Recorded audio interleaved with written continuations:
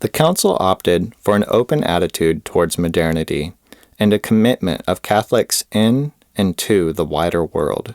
In this film, you will discover why it was such a dramatic development.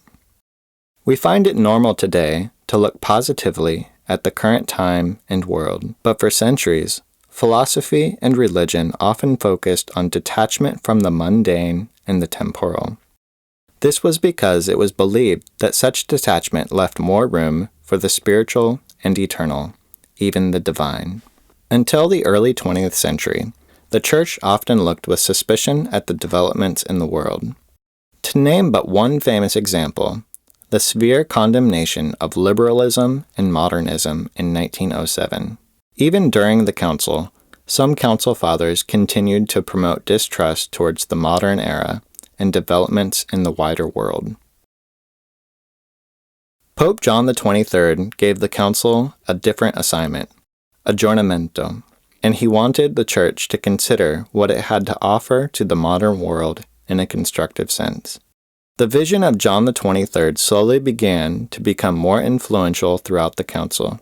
To begin with, there was no preparatory text addressing such issues, and only after a speech by Cardinal Suenz at the end of the council's first session did such themes become firmly part of the council's official agenda. And at least 7 completely different drafts were needed before the council fathers arrived at an acceptable text.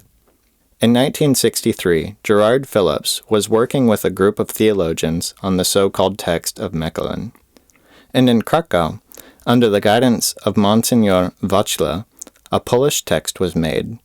But it was the text of Zurich in the beginning of 1964 which formed the basis of the pastoral constitution on the Church in the modern world, Gaudium et Spes, joy and hope. And only during the third session in 1964 did the Council Fathers debate the text for the first time. The subjects in rapid succession, from marriage to world peace, hunger to atheism, from culture to economy. It quickly became clear that a fourth session would be needed to bring the Constitution to a successful end. Several topics which Gaudium et Spes helped place on the Church's agenda have now become permanent priorities for the Catholic Church. For example, the radical choice for peace over and against war, to combat poverty and always defend the poor, the equal dignity of all persons regardless of their gender or ethnicity. Theologies turn toward the option for social justice and emancipation. Each subject now has a permanent and central place in the Church's mission. The Constitution may continue to challenge Christians to take a stand and to be always more involved in helping to change the world for the better.